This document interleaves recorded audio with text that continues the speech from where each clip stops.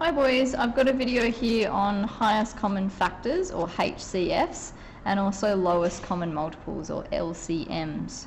Okay, so we've talked about factors and multiples in class. So factors, we're looking at the numbers that multiply together to give a whole number.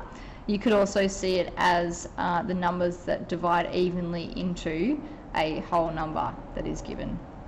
Okay, so the process when we are looking at highest common factors is we're looking at two different numbers, and within those lists of factors of each number, or it could be three, but usually two, you are looking at which factor is the highest but also common between the two lists. So basically the process is to discover the list of factors for each number that you're given, 2, 3 or more, and then have a look at which is the highest and the common between the two lists. Okay, so as normal we're going to do our factors by starting off logically. So I've got 1 and 48, 2 and 24, 4 and 12, 6 and 8.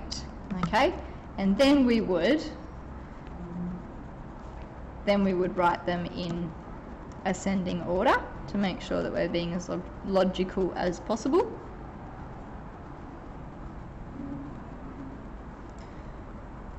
Okay, so sorry, I should have introduced our first number is 48. The second number that we've been asked to look at is 60.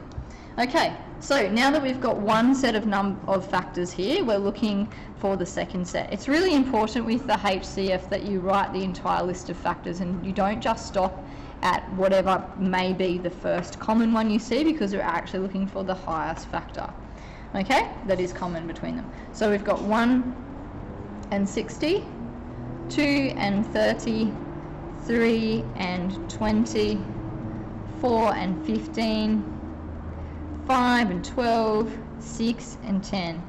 Okay, so you can see how I've gone up 1 and something, 2 and something, 3, 4, 5, 6, etc.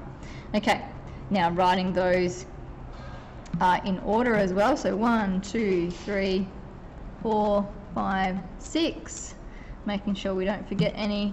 10, 12, 15, 20, 30, 60, nearly run out of room. Okay, so now we're looking at our two lists, okay, and what numbers are common. So we can already see that there's 1 common, 2 is common, but the highest one we're looking at, 12, 24 is not on this list, 48 is not on this list. So the highest common factor for 48 and 60 is 12.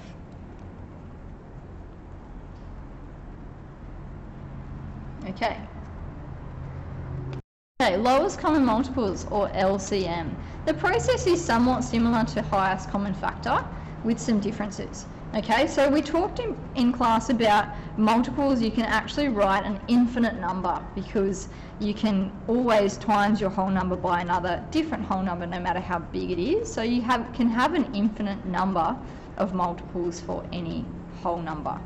So usually with multiple questions they'll ask you for like the first 2 or the first 3. Okay, so the process is somewhat similar. Like I said, you're going to write a decent number of multiples for your first one at the same time as thinking about perhaps if any of these multiples might appear here.